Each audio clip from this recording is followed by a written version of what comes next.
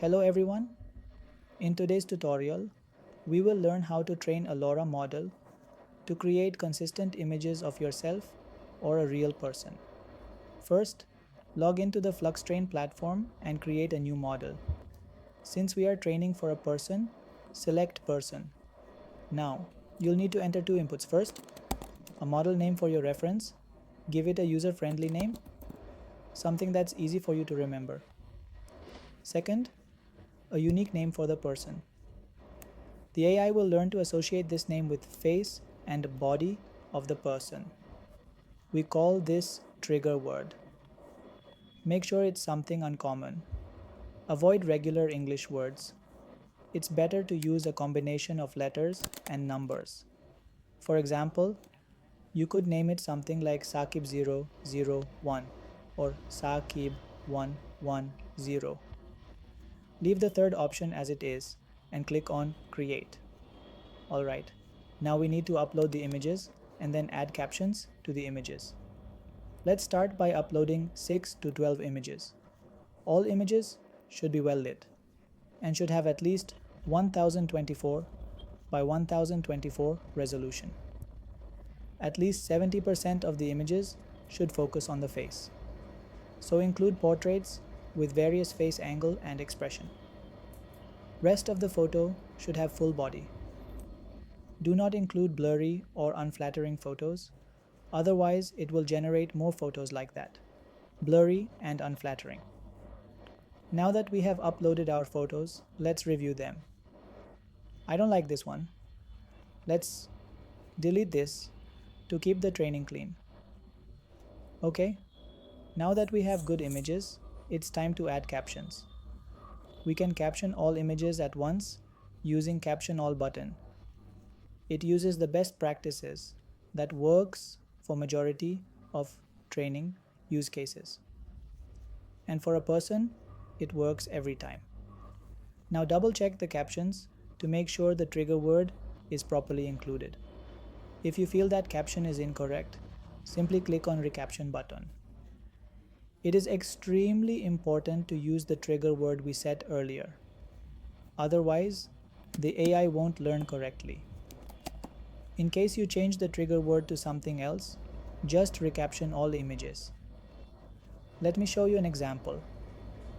If I change the trigger word from alum1010 and click recaption on the first image, you'll notice the caption for this image now use the new trigger word. Okay, let's revert this and continue. Perfect. Once captions are ready, it's time to train the model. Click on the Train button to start the training.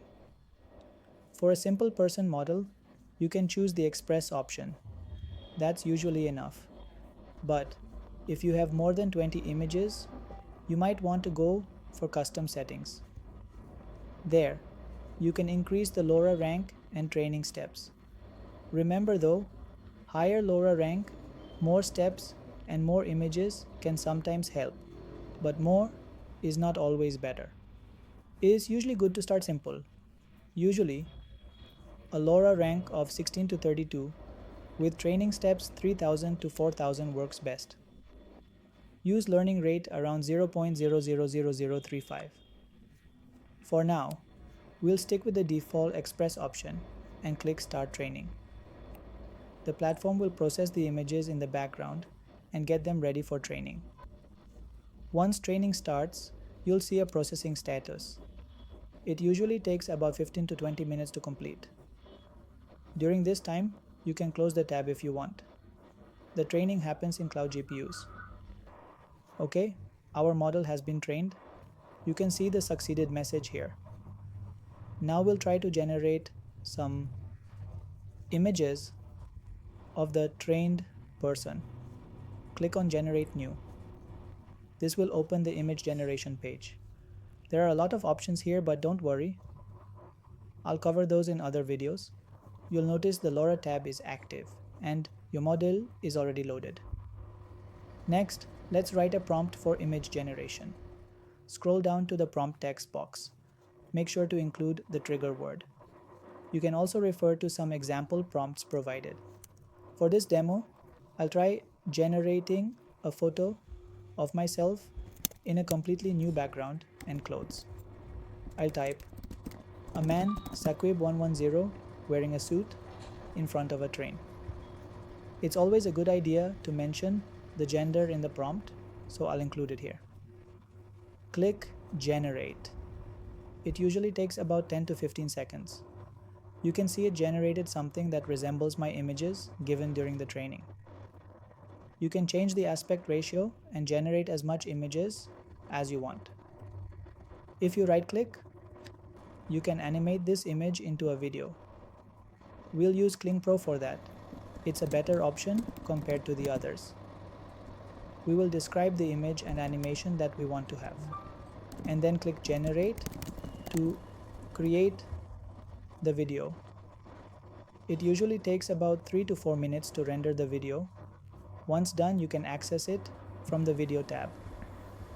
If there are small errors in the image, you can fix them using the spot removal tool. We will cover that in another video. Finally, let's go back and check the Video tab. We can see the rendered video here.